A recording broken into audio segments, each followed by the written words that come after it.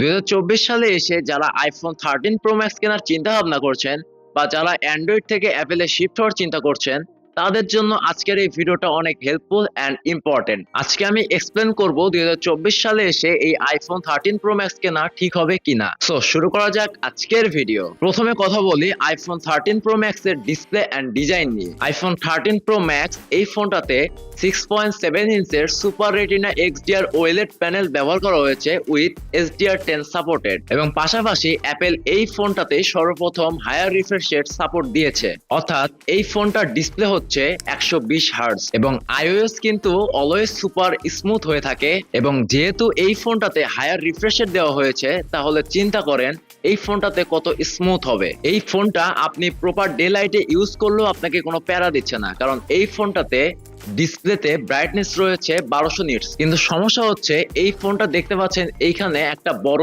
Notch use করা হয়েছে। এই সমস্যাটা অনেকেই কমপ্লেন করে, বাট এই ফোনটা যদি আপনি বা আইফোনে যত ফোন রয়েছে সবগুলো ফোন যদি আপনি ইউজ করেন তাহলে আপনারা এই নচের প্রবলেমটা আপনি আর ফেস করবেন না। এমনকি এইটা আপনাকে একটা স্ট্যাটাস দিবে। এই নচটার মধ্যে একটা সেলফি ক্যামেরা রয়েছে যেটা 12 মেগাপিক্সেলের এবং একটা ফেস আইডি ইউজ করা হয়েছে। ফোনের ডিসপ্লের চার সাইডে একটা চিন বেজেল ইউজ করা হয়েছে এবং বেজেলটা একেবারেই ন্যারো এবং এইটা দেখতে আরো সুপার প্রিমিয়াম লাগে। এবং এই জিনিসটা কিন্তু স্যামসাং এর ফোনগুলোতেও দেখা গেছে। আসলে সর্বপ্রথম অ্যাপেলই হচ্ছে আপনার নতুন নতুন ফিচার অ্যাড করে তাদের ফোনগুলোতে, দেন আস্তে আস্তে নতুন যেসব কোম্পানি রয়েছে ফোনগুলো সেই সব ফোনগুলোতে কিন্তু সেগুলো অ্যাড করা হয়। ফোনটার ব্যাক সাইডে দেখতে পাচ্ছেন বিগার একটা ক্যামেরা বাম্প ইউজ করা হয়েছে। ইনিশিয়ালি যারা অ্যান্ড্রয়েড ফোন ইউজ করে তাদেরকে এই ক্যামেরা বাম্পটা যদি তারা দেখে তাহলে তারা একটু আনইজি ফিল করতে পারে, বাট আপনি যখন এই ফোনটা ভালোভাবে ইউজ করবেন তখন আপনার কাছে এই ফোনটা আরো বেশি প্রিমিয়াম লাগবে। আপনি যদি আইফোন 11 বা 12 এর ফোনের সাথে এই ফোনটার ক্যামেরা বাম্প কম্পেয়ার করেন তাহলে অবশ্যই ওই ফোনগুলোর থেকে এই ফোনের ক্যামেরা বাম্প অবশ্যই বড়, বাট ফোনটা ইউজ করতে করতে আপনাকে কোনো প্যারা দিবে না। ইভেন আপনি যখন ফোনটার সাথে ক্যাসিং ইউজ করবেন তখন আপনার আরো বেশি ভালো লাগবে। এখানে যে তিনটা ক্যামেরা সেন্সর ইউজ করা হয়েছে সেই তিনটাই 12 মেগাপিক্সেলের ক্যামেরা, একটা মেন শুটার, একটা আলট্রা ওয়াইড এবং একটা টেলিফটো। সো যে কোনো ফোকাল লেন্থ আপনি কভার করতে পারছেন। এবং কালো যে গোল একটা সেন্সর দেখতে পাচ্ছেন এটা হচ্ছে লাইটার সেন্সর, যেটা পোর্ট্রেট ছবি বা পোর্ট্রেট ভিডিওর ক্ষেত্রে কাজে দেয়। এখন যে আপনারা রেকর্ডটা দেখতে পাচ্ছেন এটা হচ্ছে আইফোন 13 প্রো ম্যাক্সের সেলফি ক্যামেরা 4K 30 fps এ রেকর্ড করা হচ্ছে। আপনারা যে রেকর্ডটা আপনারা দেখতে পাচ্ছেন এটা হচ্ছে HD 60 fps এ ভিডিও রেকর্ড করা হচ্ছে আইফোন 13 প্রো ম্যাক্স দিয়ে। তো দেখতে পাচ্ছেন এটা হচ্ছে আইফোন 13 প্রো ম্যাক্সের সেলফি ক্যামেরাতে ভিডিও করার আউটপুট। এখন যে আপনারা রেকর্ডটা দেখতে পাচ্ছেন এই রেকর্ডটা করা হচ্ছে আইফোন 13 প্রো ম্যাক্সের সেলফি ক্যামেরা উইথ সিনেম্যাটিক মোডে, এবং এক্সপোজার অ্যাপারচার এগুলো লক করা হয়েছে, যার কারণে আমার ফেসটা ক্লিয়ার এবং বাদ বাকি সব কিছু ব্লার করা হয়েছে। এবং আপনারা শুধু আউটপুটটা দেখেন। এবং এই ভিডিওটা করা হচ্ছে ডে লাইটে।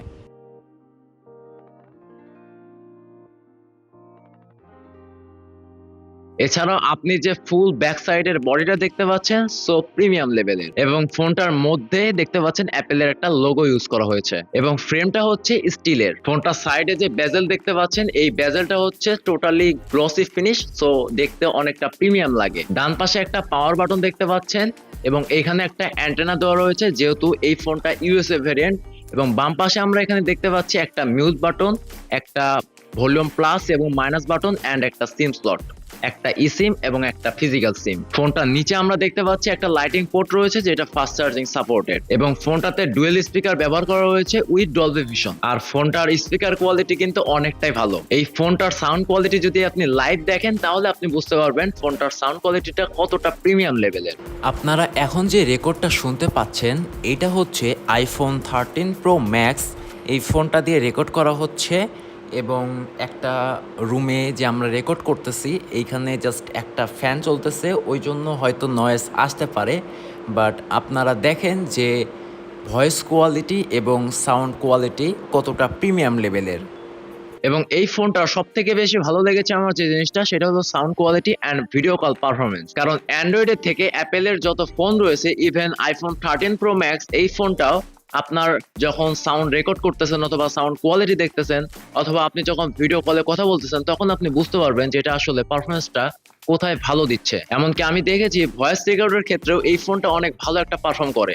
যেখানে 10-12 হাজার টাকার একটা মাইক্রোফোন পারফর্ম করতে পারে না, সেখানে আইফোন 13 প্রো ম্যাক্স এর এই মাইক্রোফোনটা অনেক ভালো পারফর্ম করে। এছাড়াও আপনি যদি এই ফোনটা দিয়ে রেকর্ড করা একটা ভয়েস, সাপোজ হচ্ছে আপনি মেসেঞ্জারে আপনি কাউকে একটা ভয়েস সেন্ড করলেন, ওই প্রান্তে যে শুনবে ভয়েসটা সেই আসলে বুঝতে পারবে যে ভয়েসের আউটপুটটা কতটা প্রিমিয়াম লেভেলের। আসলে অ্যাপেলের সব থেকে ভালো বিষয় ক্যামেরা রয়েছেই, পাশাপাশি sound quality is the best performance. আপনি অ্যান্ড্রয়েডে যত দামি ফোনই ইউজ করুন না কেন, আপনার এই অ্যাপেলের কাছে কোনো অ্যান্ড্রয়েডের ফোন সাউন্ড কোয়ালিটির দিক থেকে এগিয়ে নেই। এছাড়া ফোনটার ডিজাইনটা হচ্ছে আসলে বক্সি ডিজাইন।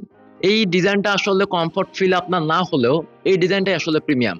কারণ আইফোন 15 সিরিজ পর্যন্ত যেসব ফোন রয়েছে সেই সবগুলো ফোনে কিন্তু এরকম বক্সি শেপ। আপনি একটা কাজ করতে পারেন, আপনার যদি এই ফোনটা চালাতে যদি কমফোর্ট ফিল না হয় বা আনইজি ফিল হয়, তাহলে আপনি এই ফোনটার একটা কেসিং অথবা কভার ইউজ করতে পারেন। সেক্ষেত্রে অবশ্যই আপনি একটা ভালো কমফোর্ট পাবেন। আসলে এই ফোনটা খুবই ভারী ফোন, আসলে এটার ওয়েট হচ্ছে 280 গ্রামের আশেপাশে। এবার কথা বলি ফোনটা পারফরমেন্স নিয়ে। ফোনটাতে প্রসেসর হিসেবে ব্যবহার করা হয়েছে অ্যাপেলের A15 বায়োনিক। এটা একটা 5nm এর চিপসেট এবং র্যাম ইউজ করা হয়েছে অ্যাপেল ইউজারদের জন্য 6GB এবং অ্যান্ড্রয়েড ইউজারদের জন্য মাত্র 6GB।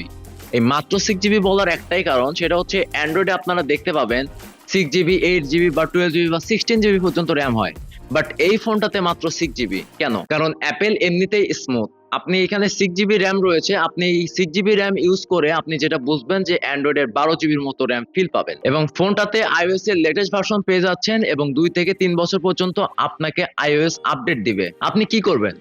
ফেসবুক চালাবেন বা ইনস্টাগ্রাম বা টুইটার বা টিকটক বা ইউটিউব, এইরকম ডেইলি লাইফে যে সফটওয়্যারগুলো আমরা ইউজ করি সেগুলোর জন্য এই ফোনটা একবারে বেস্ট পারফরমেন্স দিবে আপনাকে। আর রইলো গেমের কথা, আপনি যদি ভারী যেসব গেমস রয়েছে যেমন পাবজি, কল অফ ডিউটি, এইসব গেমস যদি আপনারা প্লে করতে চান, ফোনটা আপনাকে ভালো পারফরমেন্স দিবে। কোনো ল্যাগ বা কোনো বাগের কোনো সমস্যা অ্যাটলিস্ট এই ফোনটাতে নাই। এছাড়া ব্যাটারির দিক থেকে রয়েছে 4352 মিলিঅ্যাম্পিয়ারের লিথিয়াম আয়ন ব্যাটারি এবং 15 ওয়াট ফাস্ট চার্জার এবং 15 ওয়াট ওয়্যারলেস চার্জার। এখন এই ফোনটার নেগেটিভ সাইড নিয়ে একটু কথা বলা যাক। বর্তমানে এই ফোনটার নেগেটিভ সাইড জাস্ট একটাই, সেটা হচ্ছে আপডেট ইস্যু। অর্থাৎ এই ফোনটা যখন আপনি আপডেট দিবেন তখন হচ্ছে ডিসপ্লেতে হোয়াইট স্ক্রিন পড়ে যেতে পারে। আসলে আপনাকে মনে রাখতে হবে যে আপনি যদি কোনো সাইডে ভালো একটা পারফরমেন্স চান, তাহলে আপনাকে কোনো সাইডে অবশ্যই কম্প্রোমাইজ করতে হবে। বাট আমার মনে হয় না এত বছরে এসে এই ফোনটা আপডেট দিয়ে আপনার আপডেট ইস্যু হবে। সো আপনার যদি এইরকম আপডেট নিয়ে কোনো টেনশন থাকে, তাহলে আপনারা এই ফোনটা বাদ দিয়ে আইফোনের 12 প্রো ম্যাক্স ফোনটা দেখতে পারেন। কিন্তু সেইখানে আপনাকে অনেক দিক থেকেই স্যাক্রিফাইস করতে হচ্ছে। যেমন এই ফোনটাতে রয়েছে 120 Hz হাই রিফ্রেশ রেট, কিন্তু ওইখানে কিন্তু আপনারা কোনো হায়ার রিফ্রেশ রেট পাচ্ছেন না। আবার এই ফোনটা আপনি যদি নাইট ভিশনে ছবি তুলতে চান বা ভিডিও করতে চান, এটা পারবেন, কিন্তু 12 প্রো ম্যাক্সে সেটা সম্ভব না। পাশাপাশি অনেক দিক থেকে আপনাকে স্যাক্রিফাইস করতে হবে। তবে আপনি যদি আপডেটের টেনশনটা নিতে পারেন, চোখ বন্ধ করে আইফোন 13 প্রো ম্যাক্সটা আপনারা নিতে পারেন। তবে আশা করা যাচ্ছে এই ফোনটা এখন যদি আপনারা আপডেট দেন, 2 থেকে 3 বছরের মতোই আপডেট দিবে যদিও, তো আপডেট দেওয়ার ক্ষেত্রে আপনাকে আপডেট ইস্যু আমার মনে হয় না পড়তে হবে। কেমন লাগলো আজকের এই ভিডিও অবশ্যই কমেন্টে জানাতে ভুলবেন না। দেখা হবে আগামী ভিডিওতে, ততক্ষণ take care and good by.